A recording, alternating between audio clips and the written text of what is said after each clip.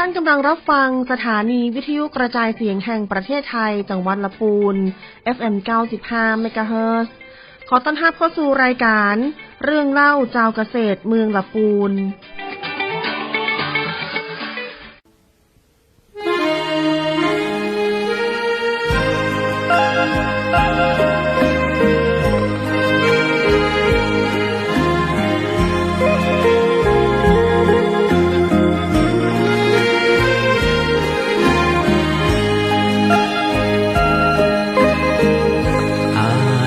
จะตายเพราะความคิดถึงน้องคิดหาแต่น้องคิดทอดแต่น้องคนละปูนความรักมันปักในสวงลึกหัวค่ำยามดึกยิ่งเพิ่มพูนคิดถึงละปูนทุกวันเวลาถึงตัวห่างไกลหัวใจบ่เหมือนมาคิดถึงป่าสางคิดถึงความหลังที่ศพทาเคยได้ไปแอวตัวกันสงกรานต์ปีใหม่ปีแล้วมาและยังสัญญาว่าบ่เปลี่ยนใจเวลานาทีที่อ้ายห่างน้องให้ทุกข์หม่นมองกลัวน้องเปลี่ยนไปหากสุดที่หักจริงจากใจอ้ายขอมาตายต่อหน้าตักน้ำอ้ายจึงบ่ลืมยังคิดถึงน้องหัวใจห้ามมองคิดถึงแต่น้องบ่จางกลัวน้องจะกายนายแน่ระแวงใจเฝ้าแต่ครวญครางภาวะผวังคิดถึงละปูน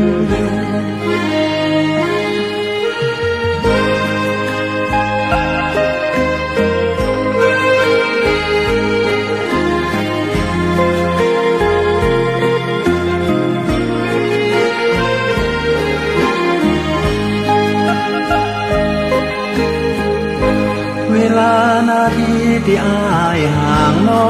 งให้ทุกข์หม่นมองกลัวน้องเปลี่ยนไปหากสุดที่หักจริงจากใจให้ขอมาตายต่อหน้าตักน้ำอ้ายจึงบ่ลืมให้ยังคิดถึงน้องหัวใจห้ามมองคิดถึงแต่น้องบ่จางกลัวน้องจะกายนายแน่ระแวงใจเฝ้าแต่ครวญครางภาวะผวังคิดถึงลำพูน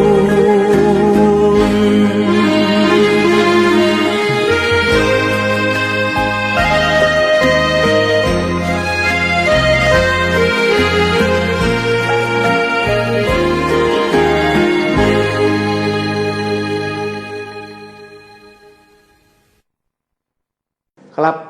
สวัสดีครับคุณผู้ชมคุณผู้ฟังครับรายการเรื่องเล่าชาวเกษตรเมืองลำพูนปะกับผมนะครับดีเจบอยครับครับวันนี้เนี่ยเป็นสิ่งที่ดีเจบอยจะมานำเสนอนะครับเรื่องราวดีๆนะครับก่อนอื่นก็ต้องขอส่งกำลังใจนะครับไปให้นะครับชายแดนไทยทางอีสานนะครับพี่น้องที่อยู่หั่นนะครับรวมถึงเราทหารหารนะครับดีเจบอยขอส่งกำลังใจครับและวันนี้ในเรื่องของการรับสิ่งของช่วยเหลือนะครับก็ยังอยู่ที่จังหวัดลำพูนโดยสำนักงานป้องกันและบรรเทาสาธารณภัยจังหวัดลำพูนนะครับเปิดมีนะครับประกาศนะครับที่ยังให้นะครับพ่อแม่พี่น้องด้วยร่วมแรงร่วมใจ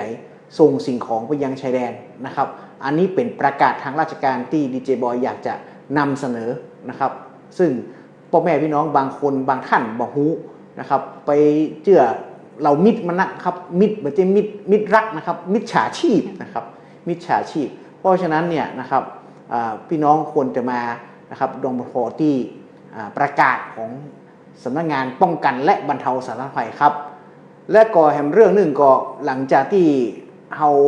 ผ่านพ้นในเรื่องของราคาลำไยที่มันเจ็บหมองใจนะครับมันก็ก่อให้เกิดปัญหาหลายด้านนะครับซึ่งปัญหาวันนี้เนี่ยมันคงบ่พ้นปัญหาเรื่องใหญ่ครับปัญหาเรื่องหนี้นะครับหนี้สินนะครับมันจะนั่นมันจะหนี้นะครับเป็นหนี้สินนะครับวันนี้เฮาปาพี่น้องนะครับเจ้าละปูนมาอู้เอิญกับหน่วยงานหนึ่งครับซึ่งเป็นหน่วยงานที่ฮ้องว่ากองทุนฟื้นฟูและพัฒนาเกษตรกรจังหวัดละปูนปะกับหัวหน้าเปิ้ลครับสวัสดีครับสวัสดีค่ะครับชื่อจริงๆเต็มๆของสำนักงานนี้ชื่อว่าอย่างไรครับชื่อว่าสำนักงานกองทุนฟื้นฟูและพัฒนาเกษตรกรนะคะแต่ถ้าเป็นจังหวัดเราก็จะเป็นสำนักงานกองทุนฟื้นฟูและพัฒนาเกษตรกรสาขาจังหวัดลำพูนโอ้ตกตะกี้ดีเจเบอร์โตเขาว่าสาขาจังหวัดลำพูนสาขาจังหวัดลำพูนเล่าผู้ฟังเลยครับกองทุนเนี่ยลักที่มาที่ไปมันเป็นจะได้เอาแบบเข้าใจชัดๆหน่อยเหรอครับค่ะก็เริ่มแรกเดิมทีเราตั้งมาตั้งแต่ปี 2542 เรามีเป็นหน่วยงานที่มีพรบนะคะครับแล้วก็เป็นการรวมตัวของพี่น้องเกษตรกรที่ไปเรียกร้องให้มันมีการก่อตั้งหน่วยงานขึ้นมาเพื่อช่วยเหลือพี่น้องเกษตรกรครับแล้วในวันนี้เราก็เลยได้พรบของกองทุนฟื้นฟูขึ้นมาครับนะคะโดยจุดประสงค์หลักของกองทุนฟื้นฟูเราเนี่ยช่วยเหลือพี่น้องด้านของการฟื้นฟูอาชีพตามตัวชื่อหน่วยงานเลยฟื้นฟูและพัฒนาอาชีพให้เกษตรกรและ2ภารกิจสำคัญอีกอันก็คือช่วยเหลือเรื่องด้านภาระหนี้สินเกษตรกรนะคะก็คือด้านการจัดการหนี้โอ้ครับอันนี้เกิดมาตั้งแต่2542แล้ว2542หลายคนยังไม่รู้เรื่องเลยค่ะอันนี้ถามว่าเป็นหน่วยงานทางราชการไหมหรือเป็นอย่างไรเป็นกึ่งหรืออะไรยังไงครับคือจริงๆเราเป็นหน่วยงานในเป็นเขาเรียกว่ากองทุนอยู่ในหมวดของกองทุนของรัฐเป็นนิติบุคคลของรัฐอยู่ในหมวดของกองทุนหมวดของกองทุนประเภทกองทุนของรัฐค่ะครับซึ่งใช้งบประมาณของหลวงเป็นนิติบุคคลแต่ว่าเราจะมีอิสระในการทำงานขึ้นมาหน่อยนึงครับอันนี้ก็หมายความว่าเป็นบริหารจัดการหนี้ค่ะหนี้เฉพาะของเกษตรกรคือ1ต้องเท้าความก่อนว่าเราจะช่วยเหลือเรื่องนี้พี่น้องเกษตรกร1พี่น้องเกษตรกรต้องเป็นสมาชิกกองทุนฟื้นฟูก่อนการจะเป็นสมาชิกก็คือทำได้2วิธีก็คือท่านรวมกลุ่มกันจัดตั้งเป็นองค์กรคือมีสมาชิกไม่น้อยกว่า50คนหรือ2เรามีกลุ่มอยู่แล้วในวันนี้ที่จังหวัดลำพูนเรามี 1,000 กับ 8 องค์กรท่านสามารถดูว่าในหมู่บ้านท่านมีกองทุนมีกลุ่มของกองทุนหรือยังท่านก็ไปสมัครไปเพิ่มสมาชิกในกลุ่มนั้นเมื่อท่านเป็นสมาชิกแล้วท่านมีประสบปัญหาด้านหนี้สินท่านก็มายื่นทะเบียนหนี้เพื่อขอรับการช่วยเหลือส่วนหนี้ตัวนี้ต้องเป็นหนี้ของใครของคนนั้นเอาหนี้ของคนอื่นมาขึ้นไม่ได้นะคะแล้วก็ขยายความก็คือหนี้ก็ต้องเป็นหนี้ที่กองทุนกำหนดนะคะต้องเป็นสถาบันที่กองทุนกำหนดนะคะอย่างเช่นธกส.สหกรณ์ธนาคารพาณิชย์หรือว่านิติบุคคลต่างๆเจ้าโอเคเดี๋ยวเท้าก่อนอันแรกเนี่ยผมจะเข้ามามีบทบาทจะเข้ามาในส่วนนี้ได้ก็คือในกองทุนได้ผมต้องเป็นสมาชิกก่อนต้องเป็นสมาชิกก่อนค่ะแล้วทีนี้ก็คือสมาชิกต่อนี้ของละปูนแต่ละที่มีครอบคลุมแต่ละกลุ่มก่อนตอนนี้เรามีทั้งหมด8อำเภอเนี่ยเรามีสมาชิกเรามีกลุ่มอยู่1,000 กับ 8ซึ่งเท่ากับว่าทุกอำเภอมีกลุ่มกองทุนไม่ต่ำกว่าอำเภอละ100 กลุ่มโดยเฉลี่ยนะคะครับค่ะทุกคือหมายความว่าทุกพื้นที่มีหมดเจ้าทีนี้ต้องถามว่ากองทุนตอนนี้ก็ออกไปเนาะเหมือนว่างานจังหวัดพื้นที่ก็ไปค่ะงานคลินิกเกษตรก็ไปประชาสัมพันธ์โดยกองทุนที่เราไปครบทุก8อำเภอแล้วเนี่ยเราก็ลงนะคะไปตามอบต.เทศบาลทั้งหลายเราลงพื้นที่เพราะฉะนั้นพ่อแม่พี่น้องคือผมคิดว่าเนาะกูจะไปเข้ากลุ่มตรงไหนของกองทุนดีนะคิดจะไปเข้าตรงไหนเข้าก่อนจะคือเฮาสมมุติว่าตอนเนี้ยสมมุติว่าผมเป็นพี่น้องเนาะผมมีหนี้นั้นต้องเข้าใจก่อนนะพ่อแม่พี่น้องย้ำชัดๆที่กี้หัวหน้ากองทุนพูดแล้ว1เกิดจากอย่างสุมาเตอร์ขอนามธกส2สหกรณ์การเกษตร3ธนาคาร พาณิชย์ธนาคารพาณิชย์แต่ต้องสัญญากู้เกษตรต้องเซ็นสัญญากู้เพื่อการเกษตรใช่แต่ถ้าไม่ใช่ต้องเอาสัญญามาดูรายละเอียดและอันที่4นี่นิติบุคคลที่รัฐกำหนดไว้ว่าที่ของคณะกรรมการกำหนดวันนี้เรามีทั้งหมด41นิติบุคคลนะคะอย่างเช่นบริษัทบริหารสินทรัพย์สุขุมวิทบริษัทแบมแซมทั้งหลายนะคะธนาคารออมสินนี่ถือเป็นนิติบุคคลนะคะ SME อย่างเงี้ยค่ะเป็นต้นซึ่งรายละเอียดมันจะมีทั้งหมด41สถาบันอันนี้มาปรึกษาหารือกันได้เลยนะครับแต่ขอให้เป็นสถาบันการเงินที่รัฐที่อยู่ในระบบ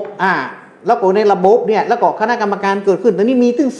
41บางคนสูงมากติดแบบติดไฟแนนซ์อีกเนาะอันนี้ต้องมาดูผมต้องดูว่าไฟแนนซ์นั้นอยู่ในที่กรรมการกำหนดและรับรองให้เป็นที่เราจัดการนี้ได้หรือเปล่าโอเคเนี่ยเห็นไหมมันมีรายละเอียดลงไปเข้ามาเลยแต่ตอนช่วงแรกนี่ขอสรุปก่อนอย่าฟังหมุนขึ้นวันไหนนะช่วงแรกนี่ขอก่อน1จะต้องมาเป็นสมาชิกกองทุนฟื้นฟูก่อนใช่นั่นควรเป็นสมาชิกก็คือเป็นเกษตรกรเนาะเป็นเกษตรกรอายุ20ขึ้นไปนะคะทำด้านการเกษตรบ้านหนึ่งขึ้นกี่คนก็ได้บ้านหนึ่งขึ้นกี่คนก็ได้ขออายุเกิน20ตั้งแต่20ขึ้นไปเจ้าบรรลุนิติภาวะอันที่2มาเป็นสมาชิกต้องสังกัดกลุ่มค่ะอยู่ใกล้กลุ่มไหนไปกลุ่มหั่นเจ้าเดี๋ยวจะอธิบายรายละเอียดว่าเขาจะแยกจะได้กันเนาะอันที่3ถ้าเป็นหนี้แล้วนะหนี้สินนะไม่ใช่หนี้รัฐนะคุณผู้ชมฟังหนี้สินเนี่ยต้องเป็นหนี้ที่ทั้งหมดอยู่ในสถาบันนิติบุคคลธรรมดานี่ต้องเป็นหนี้ที่ที่กองทุนกำหนดเพราะนั้นนี่บุคคลธรรมดาได้หรอบ่ได้เจ้าบ่ได้เห็นไหมกองทุนหมู่บ้านไม่ได้ทีนี้หัวหน้าแฮมหนึ่งหนี้สินนี้จะต้องมีการค้ำประกันโดยที่ดินไหมไม่จำเป็นค่ะเป็นหลักเป็นบุคคลค้ำก็ได้เป็นบุคคลค้ำก็ได้คือเขาเรียกว่ามาขึ้นทะเบียนได้ขึ้นทะเบียนการขอรับการช่วยเหลือได้ครับเดี๋ยวเราพักเบรกฟังเพลงสักกำหนึ่งเดี๋ยวเรามาต่อกันฟังหมื่นขึ้นไปไหนนั่นนะครับพ่อแม่พี่น้องเดี๋ยวฟังเพลงสักกำหนึ่ง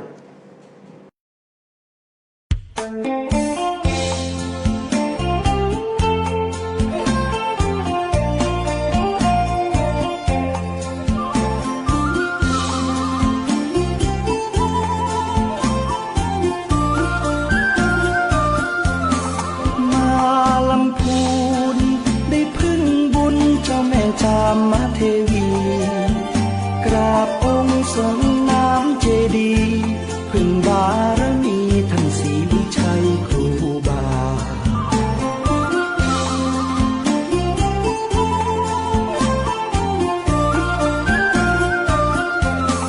อำเภอเมือง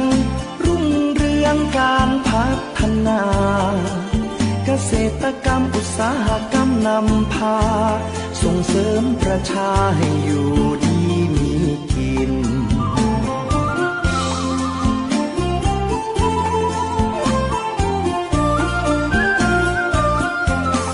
ชมป่าสางชะเง้อพลางนวลนางโสพินทอผ้าเมืองรุ่งเรืองอาชินตราบฟ้าดินไม่ลืมป่าสาง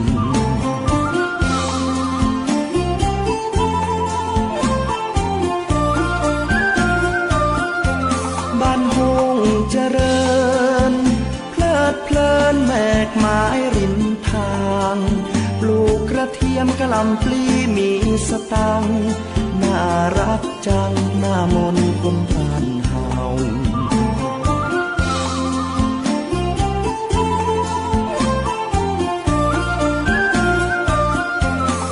เยือนถิ่นลีเขียวขจีท้องนาป่าเขาล่องแก่งก้อยหยอกล้อสองเรากลางลำเนาชมธรรมชาติงาม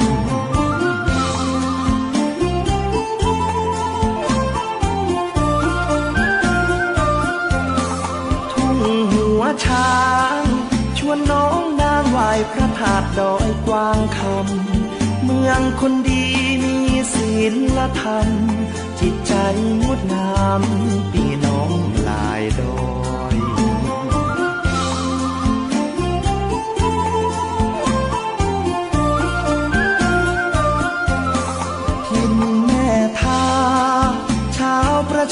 ฝีมือเลิศลอยหัตถกรรมงดงามบ่น้อยเตื้องสามปอยบนดอยขุนตาล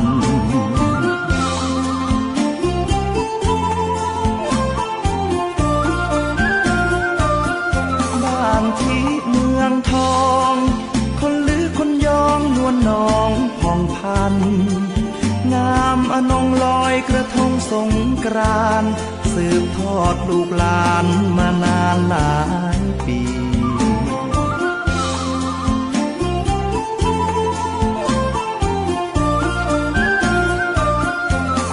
ไปบ้านเวียงได้ร่วมเรียงเที่ยวงานประเพณีร่วมขบวนแห่ไม้กำสรี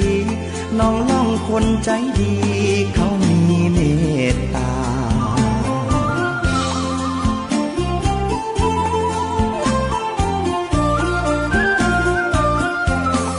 ภูมิแผ่นดินนวมินทร์มหาราชาคนลำพูนเทิดทูนศรัทธาสืบสานมาชั่วฟ้าดินถิ่นงาม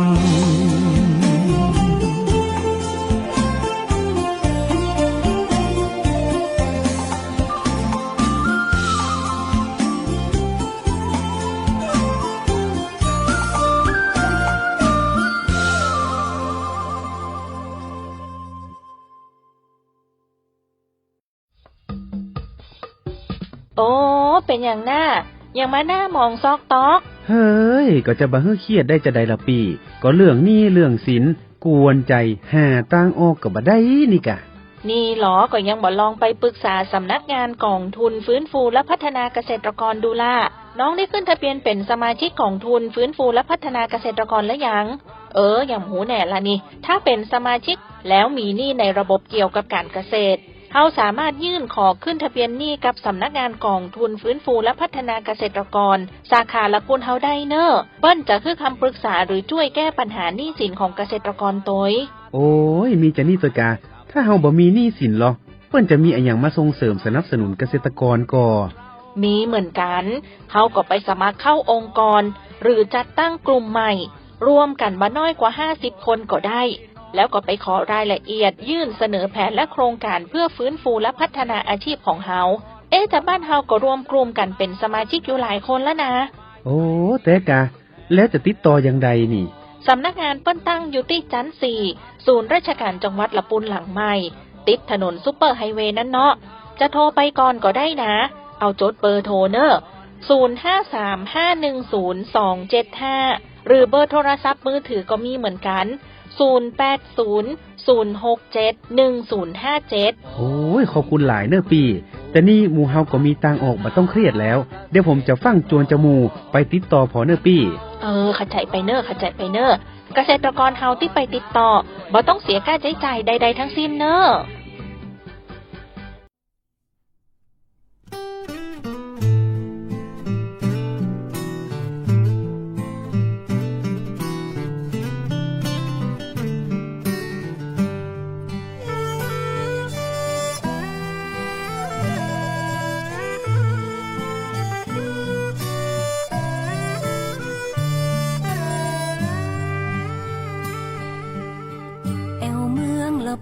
อิ่มบุญอุ่นฮักหากไผหูจักจะฮักไปจนวันตายละปูนเฮามีของดีมีกระเทียมมีลำไยคนงามหน้าใสน้ำใจบ่ดำอู่ลืออู่ยองอู่เมืองม่วนลายเรื่องการแต่งกายเฮาก็ใส่ผ้าเมืองภูมิใจแต่นาหมู่เฮาห่วมแหงสร้างบ้านแปลงเมืองรุ่งเรืองมาเมินหนึ่งในล้านนาคือประเพณีส่งน้ำเจดีย์สิริพูนชัยงานแห่แค่หลวงงดงามยิ่งใหญ่ตา การสลากยอมคือการห่วมใจทำบุญครั้งใดบ่เต้างานนี้อูไปบ่เสี่ยงเมื่อมาเมืองละปูนพี่น้องกูคนมีน้ำใจไมตรีบ้านที่เมทาบ้านห้องป่าสางบ้านเวียงเมืองลีทุ่งหัวจ้างคนดีน้ำใจงดง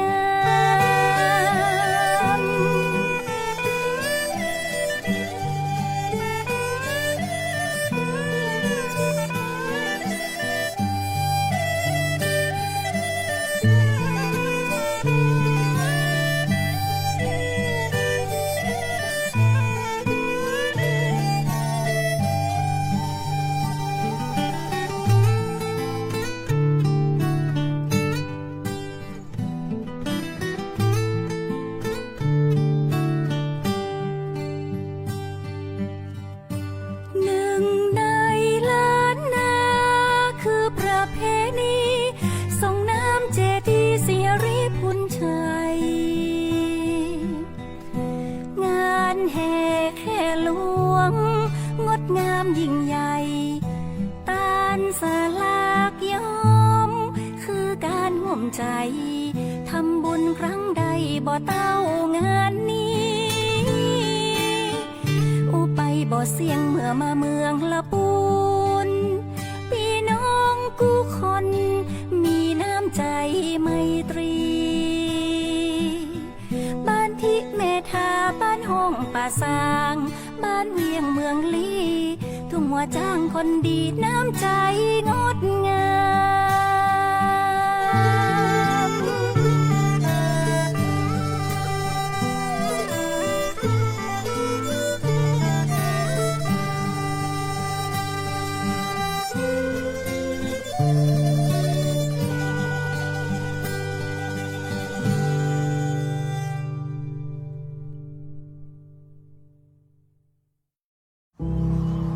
เกษตรกรผู้ยากจนคนค้าขายเป็นหนี้ไม่เกิน 2,500,000 บาทโดยนำที่ดินไปจำนองขายฝากหรือสัญญากู้เงินทั้งหนี้ในระบบที่มีคำพิพากษาและหนี้นอกระบบเราช่วยท่านได้ติดต่อขอยื่นกู้ที่สำนักงานเกษตรและสหกรณ์จังหวัดสำนักงานเกษตรอำเภอทกสทุกสาขาตามภูมิลำเนาโทร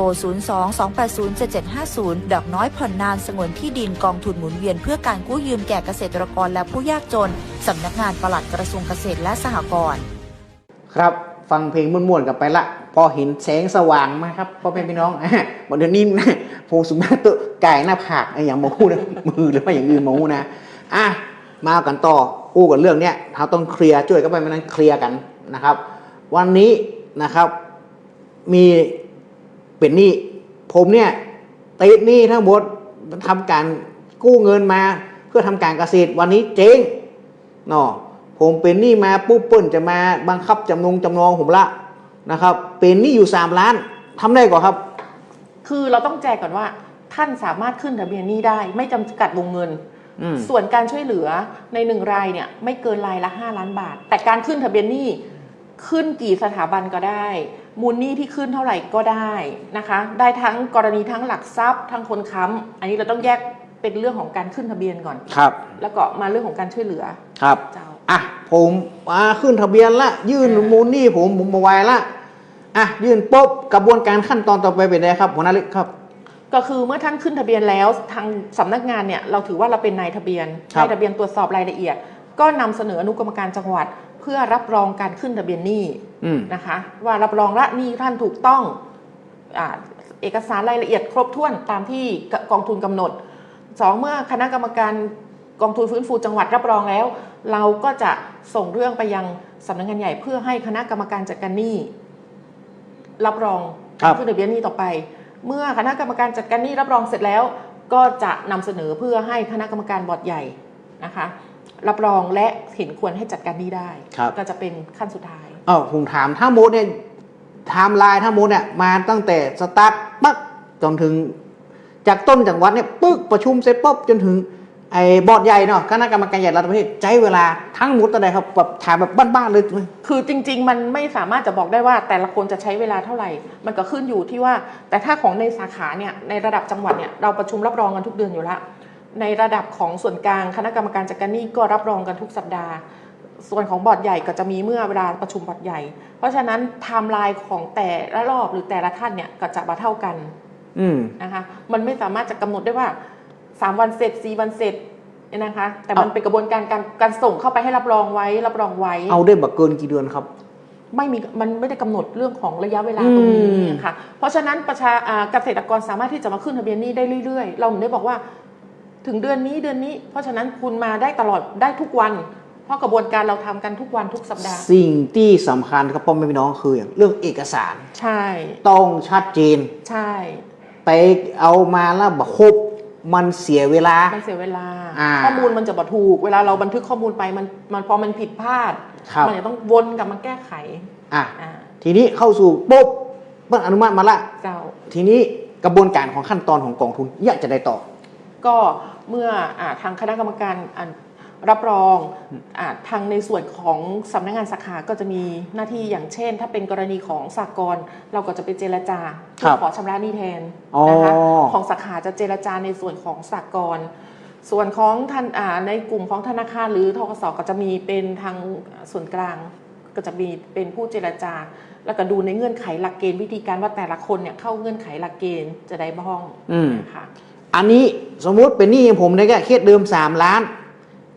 กองทุนจ่ายให้เลยกับ3 ล้านเนี่ยคือวันนี้สมมุติว่าท่านมาถึงขั้นสุดท้ายละได้ซื้อหนี้ละได้ซื้อละยกตัวอย่างเช่นกรณีสหกรณ์นะคะกองทุนกองทุนเนี่ยสามารถที่จะชำระหนี้ให้สหกรณ์ได้ก็คือต้น 100% ครับดอกเราจะจ่ายให้สหกรณ์ได้คือ7.50 บาท7.50ใช่ระยะเวลาตามจริงครับไม่เกิน10 ปีครับขออนุญาตดอก7.50 บาทหมายความว่าเราจ่ายตามจริงแต่ไม่เกิน7.50 บาทจ่ายตามแต่บ่เกิน7.50 บาทใช่หมายความว่าถ้าเกิดสหกรณ์คิดท่าน4 บาทเราก็จ่ายให้สหกรณ์4 บาทแต่ถ้าสหกรณ์คิดท่าน10 บาทเราจ่ายได้7.50 บาทระยะเวลาผิดนัดตามจริงเช่นท่านผิดนัด2 ปีก็จ่าย2 ปีถ้าท่านผิดนัด12 ปีเราก็จ่ายได้แค่10 ปี1ก็คือเคลียร์เงินต้นเงินต้นตามหมดเลย 100%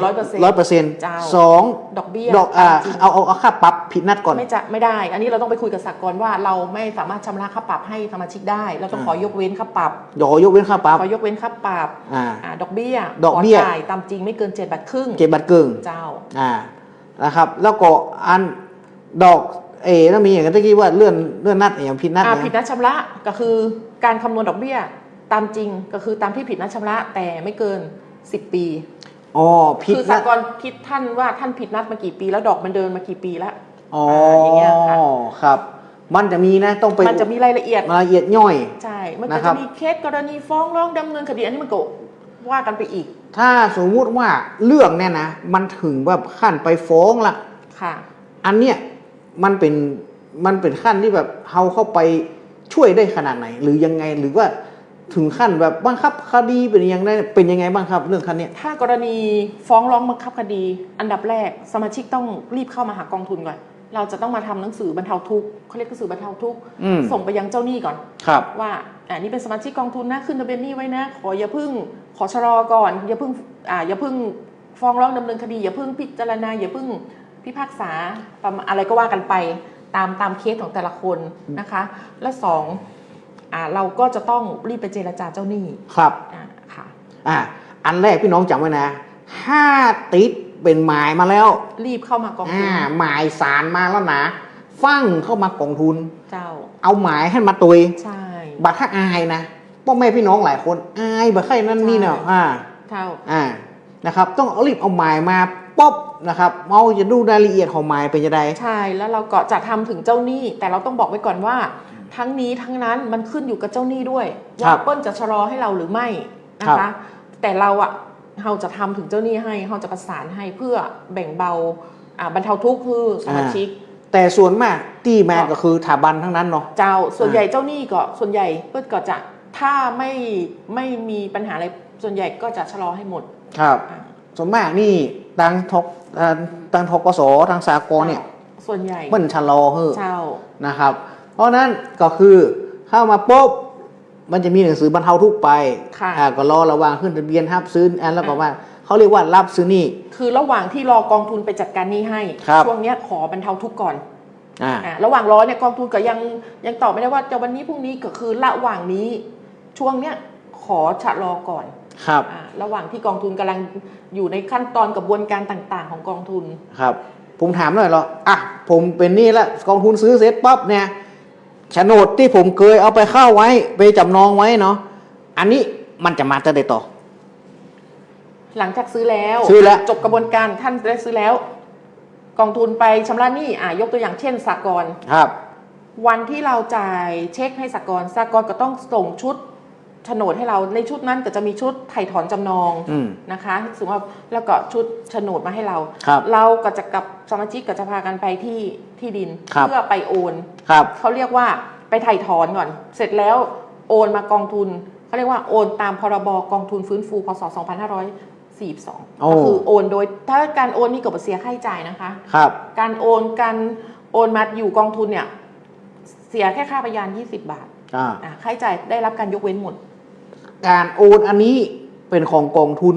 แต่ว่าอันเขายังเป็นกรรมสิทธิ์หรือว่าเขายังครอบครองได้อยู่ก็เขายังอยู่ได้ก็อยู่ได้กองทุนให้ท่านอยู่ให้ท่านทำกินเลยเพียงแค่ว่าข้างหลังสลักหลังเป็นชื่อกองทุนเพราะว่ากองทุนต้องการที่จะรักษาที่ทำกินให้ท่านป้องกันการโดนสืบทราบการอายัดจากคนนอกละอันนี้ประเด็นสำคัญนะใช่หลายคนเข้าใจว่าพอกองทุนซื้อปุ๊บเป็นของกองทุนบัตรใจมันคือการโอนมาจากในกรในขอมาเป็นข้างหลังก็จะสลักว่าผู้รับโอนกับผู้โอนผู้รับโอนก็คือกองทุนข้างหลังมันจะเขียนว่ากองทุนฟื้นฟูและพัฒนาเกษตรกรเหตุผลที่ต้องว่าเป็นผู้รับโอนก็คือเป็นชื่อกองทุนละเนื่องจากว่ากองทุนจะต้องคุ้มครองให้บรรลุวัตถุประสงค์การช่วยเหลือพี่น้องก็หมายความว่าป้องกันไม่ให้ใครมาละมาฮื้อใครมาเอาไปเอาบาฮื้อเกษตรกรไปก่อหนี้ซ้ำแหมสืบทรัพย์ป้องกันการสืบทรัพย์การอายัดจากคนอื่นอีกอันนี้ประเด็นสำคัญนะครับหลายคนบ่เข้าใจนะโอ้เพิ่นเอาไปแล้วท่านยังคงทำกินได้อยู่นะอยู่เลยนะครับยังทำกินได้อยู่นะและเป็นการป้องกันนะครับว่าคนอื่นจะมาเอาของคุณหรือเปล่าอันนี้เป็นการป้องกันนะครับหลังจากนั้นครับหัวหน้าเล็กแล้วเราจะขึ้นขอพ้นยังไงมันเป็นยังไงเมื่อเราชำระเสร็จเราจ่ายให้เจ้าหนี้เท่าไหร่เราก็จะมาให้ท่านทำสัญญาเขาเรียกทำสัญญานิติกรรมนะคะท่านจะต้องทำ2 อย่างก็คือทำสัญญานิติกรรมนะคะเช่าซื้อหรือซื้อทรัพย์ก็ว่ากันไปกับกองทุน2มีการถ้าเป็นหลักประกันก็คือโอนหลักประกันตามพรบถ้าเป็นคนค้ำก็เอาคนค้ำมาเซ็นและท่านก็ถ้าเป็นคนค้ำก็คือเหมือนชำระหนี้แต่ถ้าเป็นหลักทรัพย์ท่านก็มาผ่อนตามสัญญากับกองทุนโดยที่ไม่มีดอกเบี้ยแล้วนะคะอันนี้ 0% ปลอดดอก 0% ปลอดดอก 100% บ่มีดอกเบี้ยเลยกองทุนชำระให้เจ้าหนี้เท่าไหร่ท่านก็มาทำสัญญากับกองทุนเท่านั้นครับเอากำพรเนี่ยแหละครับสมมุติว่ามันจะมีเรทว่าสูงสุดไม่เกิน20 ปีถ้าวงเงินท่านไม่เยอะก็อาจจะทำ10 ปีท่านก็มาชำระเรา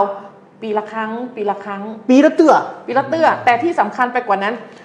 เราทำสัญญากันวันนี้ยังไม่ต้องชำระนะคะเราจะนับงวดที่1คือปีหน้าปีถัดไปคืองวดที่1ปีนี้ให้พักปีถัดไปเป็นงวดที่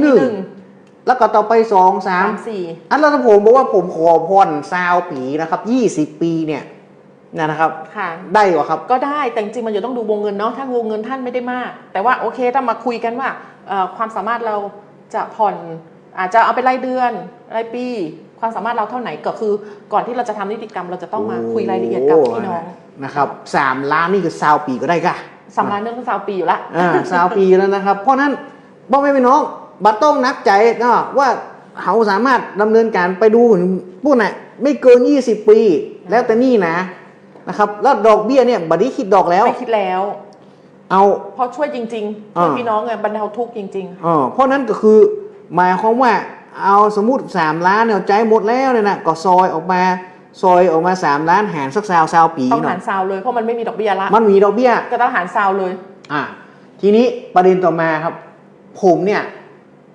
มันเกิดตีไปที่นั่นละแล้วผมก็บอกฮู้จะได้ว่าผมอยากจะมารับ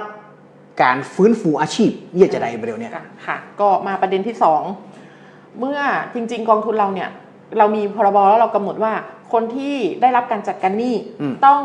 คนที่ได้รับต้องการฟื้นฟูหลังการจัดการหนี้เพื่อใช้คำนี้การฟื้นฟูหลังการจัดการหนี้ก็แปลว่าแต่ท่านจะต้องดูว่าในกลุ่มท่านจะต้องประชุมกันแล้วว่ามีมีวัตถุประสงค์จะมายื่นเสนอแผนและโครงการโดยมีเราร่วมอยู่ในแผนและโครงการนั้นในกลุ่มท่านประชุมกันว่าท่านต้องการจะยื่นแผนและโครงการในกลุ่มเราสมมุติว่าเรามี50 คนประสงค์อยากจะยื่นแผนและโครงการอาจจะแค่12 คนมีมติที่ประชุมออกมาก็มายื่นแผนโดยผู้ที่จะของบโครงการเนี่ยก็คือแค่12 คนค่ะก็มายื่นเขียนแผนและโครงการเพื่อยื่นเสนอเพื่อของบประมาณในการไปทำโครงการต้องมาในนามกลุ่มนะคะโครงการต้องกลุ่มเดียวไม่ได้ต้องเป็นกลุ่มอย่างเช่นผมไปปุ๊บผมจะตั้งกลุ่มเลี้ยงงัวมีไหมครับมีค่ะตอนนี้มีกลุ่มเลี้ยงงัวมีค่ะแล้วเงินอย่างสมมติตั้งกลุ่มเลี้ยงงัวมาเนี่ยฟื้นฟูอาชีพเลี้ยงงัว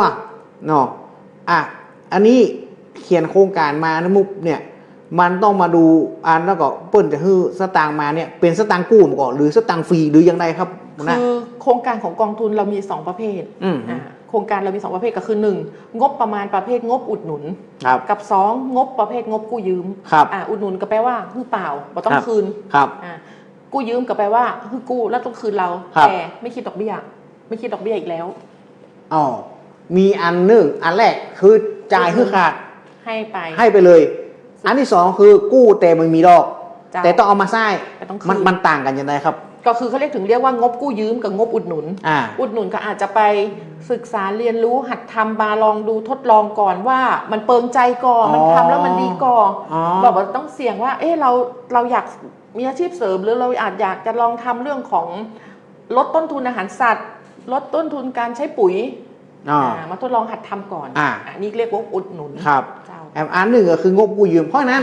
อยากจะลองอย่างก็ต้องมาอู้กันในกลุ่มก่อนมันจะมีรายละเอียดแล้วมาขอเกี่ยวกับงบอุดหนุน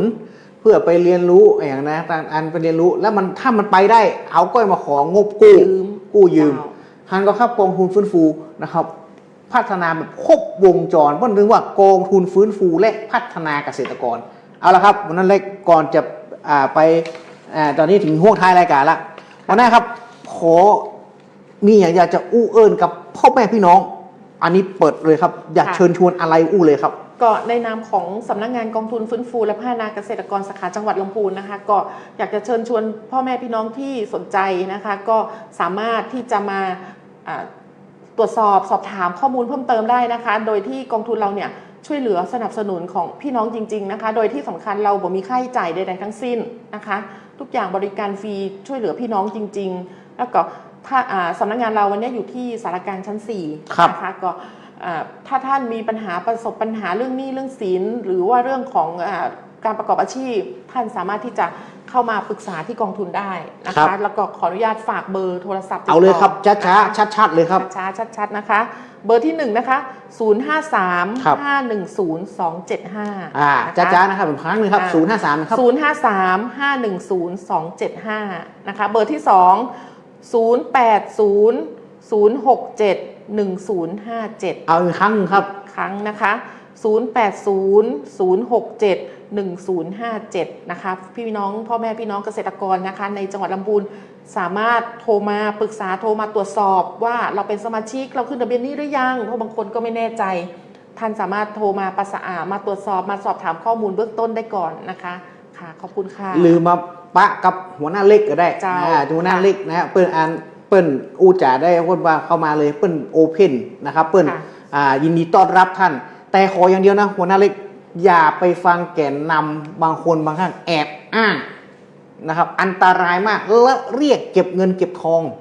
อันนี้เตือนเลยนะครับนโยบายกองทุนฟื้นฟูว่าไม่มีค่าใช้จ่ายใดๆไม่มีค่าใช้จ่ายใดๆทั้งสิ้นอาร์ตี้มาเก็บตังท่านนั้นนะครับมูอุปโลกมาอู้กับหัวหน้าเล็กได้เลยนะครับต้องขอบอกพ่อแม่พี่น้องประชาชนชาวลำพูนว่าถ้ามีใครเรียกเก็บนี่เขากำลังมิตรนะครับไม่ใช่มิตรรักเขามิจฉาชีพนะครับเพราะฉะนั้นมาอู้กับหัวหน้าเล็กได้เลยนะครับขึ้นมาชั้น4นะถ้าบันแน่ใจให้โทรมาตามเบอร์โทรนี่ให้โทรมาก่อนนะครับเราพร้อมยินดีนะครับคำปรึกษาเรื่องหนี้สินของเกษตรกรใช่ค่ะนะครับ วันนี้นะครับรายการของเราก็หมดลงแล้วครับนะครับก็อย่าลืมนะครับสำนักงานกองทุนฟื้นฟูนะครับได้พัฒนาเกษตรกรสาขาจังหวัดลำพูนวันนี้ขออนุญาตไปก่อนนะครับลำพูนไม่ลำพังรวมพลังเพื่อลำพูนสวัสดีครับสาระน่ารู้ดีๆกับศูนย์ขยายพันธุ์พืชสวัสดีค่ะท่านผู้ฟังขอต้อนรับเข้าสู่ช่วงสาระน่ารู้ดีๆกับศูนย์ขยายพันธุ์พืชวันนี้ศูนย์ขยายพันธุ์พืชที่ 8 จังหวัดลำพูนมีเรื่องราวใกล้ตัวที่หลายคนอาจยังไม่รู้มาฝากกันค่ะด้วยเรื่องราวของไส้เดือนดินตัวเล็กๆที่อยู่ในดินนั้นแท้จริงแล้วมีประโยชน์ต่อการเกษตรและสิ่งแวดล้อมมากมายไส้เดือนดินเป็นนักย่อยสลายชั้นยอดค่ะพวกเขาจะกินเศษซากพืชซากสัตว์และอินทรีย์วัตถุต่างๆและเปลี่ยนเป็นมูลไส้เดือนปุ๋ยธรรมชาติที่อุดมด้วยธาตุอาหารสำคัญทั้งไนโตรเจนฟอสฟอรัสและโพแทสเซียมรวมถึงธาตุอาหารรองที่พืชสามารถดูดซึมไปใช้ได้ทันทีมูลไส้เดือนยังช่วยทำให้ดินร่วนระบายน้ำได้ดีและมีจุลินทรีย์ที่ช่วยปรับสมดุลของดินอีกด้วยสำหรับการเลี้ยงไส้เดือนนั้นไม่ยากเลยค่ะสายพันธุ์ที่นิยมและเหมาะกับอากาศบ้านเรามากที่สุดก็คือแอฟริกันไนท์คลอเลอร์ซึ่งจะโตไวกินเก่งและให้มูลเยอะเราสามารถเลี้ยงได้ง่ายๆทั้งในกะละมังพลาสติกที่เจาะรูหรือในวงบ่อซีเมนต์ขนาดประมาณ 80-100 เซนติเมตรวัสดุสำคัญที่ใช้เลี้ยงคือมูลวัวโดยเฉพาะมูลวัวนมจะดีที่สุดค่ะแต่ต้องมั่นใจว่าได้จากฟาร์มที่ไม่ใช้โซดาไฟล้างคอกเพราะสารเคมีจะเป็นอันตรายต่อไส้เดือนก่อนนำมาใช้เลี้ยงต้องแช่น้ำทิ้งไว้ประมาณ 5-7 วันเพื่อลดความร้อนและแก๊สที่สะสมจากนั้นจึงนำมาใส่ภาชนะเลี้ยงแล้วใส่ไส้เดือนลงไปเพียง 1-2 สัปดาห์ไส้เดือนก็จะเริ่มผลิตมูลให้เราใช้ได้แล้วและถ้าเราคอยเติมมูลวัวแช่น้ำอย่างสม่ำเสมอไส้เดือนก็จะขยายพันธุ์ต่อเนื่องให้เรามีมูลไส้เดือนไว้ใช้ยาวๆเลยทีเดียวค่ะดังนั้นการเลี้ยงไส้เดือนจึงไม่เพียงแค่ช่วยกำจัดขยะอินทรีย์แต่ยังลดการใช้ปุ๋ยเคมีเพิ่มความอุดมสมบูรณ์ให้กับดินทำให้พืชผักผลไม้ของเราแข็งแรงและปลอดภัยต่อผู้บริโภคอีกด้วยที่สำคัญยังเป็นการรักษาสิ่งแวดล้อมอย่างยั่งยืนอีกด้วยค่ะนี่คืออีกหนึ่งสาระน่ารู้ดีๆที่ศูนย์ขยายพันธุ์พืชที่ 8 จังหวัดลำพูนอยากแบ่งปันให้กับทุกท่านค่ะหากคุณผู้ฟังท่านใดสนใจรายละเอียดเกี่ยวกับการเลี้ยงไส้เดือนสามารถติดต่อสอบถามหรือเข้าเยี่ยมชมเรียนรู้ได้ที่ศูนย์ในวันและเวลาราชการค่ะแล้วพบกันใหม่ในครั้งหน้ากับสาระน่ารู้ดีๆกับศูนย์ขยายพันธุ์พืชสำหรับวันนี้ขอขอบคุณและสวัสดีค่ะพืชพันธุ์ดีต้องที่ศูนย์ขยายพันธุ์พืชกรมส่งเสริมการเกษตรเกษตรกรผู้ยากจนคนค้าขายเป็นหนี้ไม่เกิน 2,500,000 บาทโดยนำที่ดินไปจำนองขายฝากหรือสัญญากู้เงินทั้งหนี้ในระบบที่มีคำพิพากษาและหนี้นอกระบบเราช่วยท่านได้ติดต่อขอยื่นกู้ที่สำนักงานเกษตรและสหกรณ์จังหวัดสำนักงานเกษตรอำเภอธกสทุกสาขาตามภูมิลำเนาโทร 02-280-7750 ดอกน้อยผ่อนนานสงวนที่ดินกองทุนหมุนเวียนเพื่อการกู้ยืมแก่เกษตรกรและผู้ยากจนสำนักงานปลัดกระทรวงเกษตรและสหกรณ์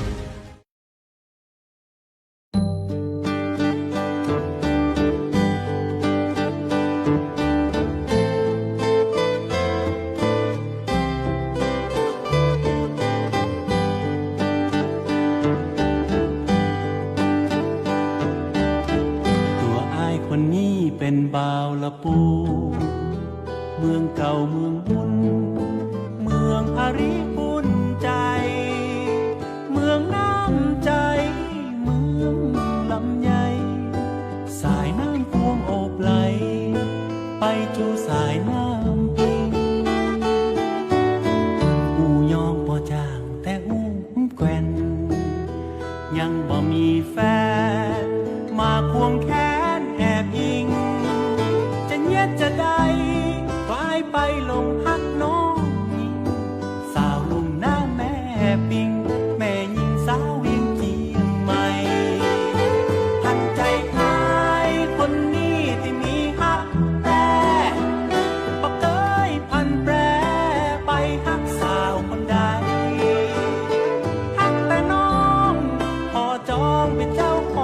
อง บ่เคยใจง่ายคืออ้ายนายนี้ลูกเจ้าแม่จางมาเตวีคนนี้ขอถามน้องนางสักทีอ้ายพอจะมีสิทธิ์ไหม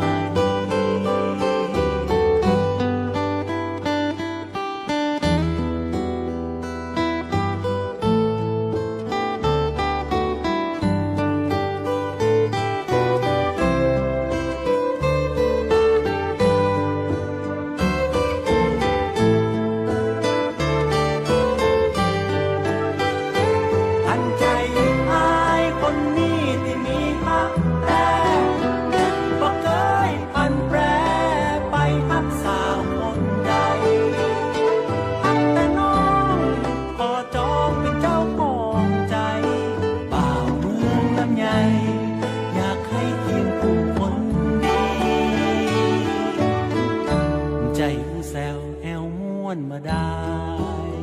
ใจคนใจง่ายคืออ้ายนายนี้ลูกเจ้าแม่จางมาเตวีคนนี้ขอถามน้องนางสักทีอ้ายพอจะมีสิทธิ์ไหมลูกเจ้าแม่จางมาเตวีคนนี้ขอถามน้องนางสักทีอ้ายพอ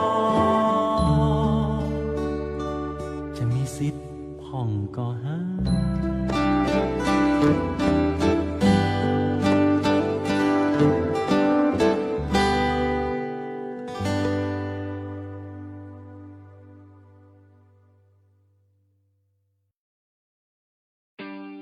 สำนักงานกองทุนฟื้นฟูและพัฒนาเกษตรกรหนึ่งในองค์กรสนับสนุนความมั่นคงทางด้านอาชีพเกษตรกรรมเน้นการมีส่วนร่วมแก้ไขปัญหาภายใต้วัตถุประสงค์ดูแลฟื้นฟูอาชีพและจัดการปัญหาหนี้สินเกษตรกรดังนั้นสำนักงานกองทุนฟื้นฟูและพัฒนาเกษตรกรสาขาจังหวัดลำพูนขอเชิญชวนพี่น้องเกษตรกรในจังหวัดลำพูนสมัครขึ้นทะเบียนเป็นสมาชิกหรือจัดตั้งองค์กรเกษตรกรโดยมีสิทธิประโยชน์ที่จะได้รับคือ 1. องค์กรเกษตรกรมีสิทธิขอรับการฟื้นฟูและพัฒนาเกษตรกรโดยเสนอแผนหรือโครงการฟื้นฟูและพัฒนาเกษตรกร 2. สมาชิกองค์กรเกษตรกรที่เป็นหนี้ในระบบและประสงค์ขอรับการสนับสนุนจากกองทุนฟื้นฟูสามารถยื่นคำขอขึ้นทะเบียนหนี้ได้สอบถามข้อมูลเพิ่มเติมติดต่อสำนักงานกองทุนฟื้นฟูและพัฒนาเกษตรกรสาขาจังหวัดลำพูนที่ศูนย์ราชการจังหวัดลำพูนชั้น 4 ถนนซุปเปอร์ไฮเวย์เชียงใหม่ลำปางหรือโทรศัพท์ 053-510-275 และ 080-067-1057 ทั้งนี้เกษตรกรที่มาติดต่อสำนักงานจะไม่เสียค่าใช้จ่ายใดๆทั้งสิ้นขอย้ำไม่เสียค่าใช้จ่ายใดๆทั้งสิ้น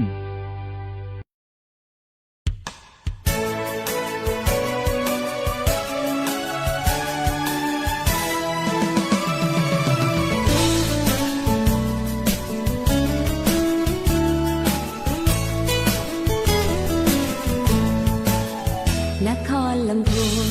แดนดินถิ่นสวรรค์ช่างงามการทำจังนั้นดังเมืองในฝันฉันเยือนมาน้ำกวงทาลี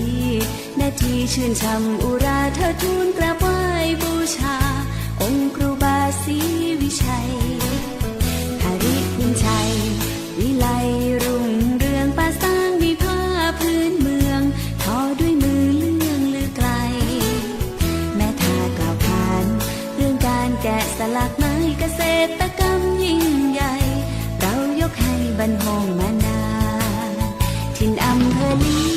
นั้นมีป่าไม้สมบูรณ์ทุ่งหัวช้างอบอุ่นขุนเขาสบเทิมตรึงงานวัดหลวงลำพูนทุกปีทำบุญร่วมงานนมัสการทรงน้ำพระธาตุหริคุณชัยเรื่องลือมานานเปรียบปานแผ่นดินทองงามจริงถิ่นเวียงน้องล่องทุ่งรวงทองเมื่อมองถึงใจบ้านที่ชวนฝันเปรียบดังสวรรค์อำไพเมืองนี้มีมนต์ดลให้ฉันประทับใจในลำพูน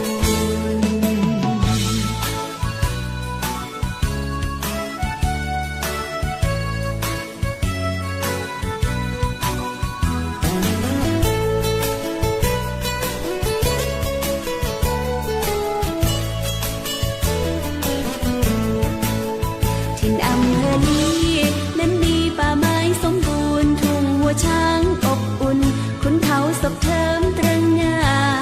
นวัดหลวงลำพูนทุกปีทำบุญร่วมงานนมัสการทรงน้ำพระธาตุธริพุนชัยเรื่องลือมานานเปรียบปานแผ่นดินทองงามจริงถิ่นเวียงน้องล่องทุ่งรวงทองเมื่อมองตรึงใจบ้านที่ชวนฝันเปรียบดังสวรรค์อำไพเมืองนี้มีมนต์ดลให้ฉันประทับใจในลำพูน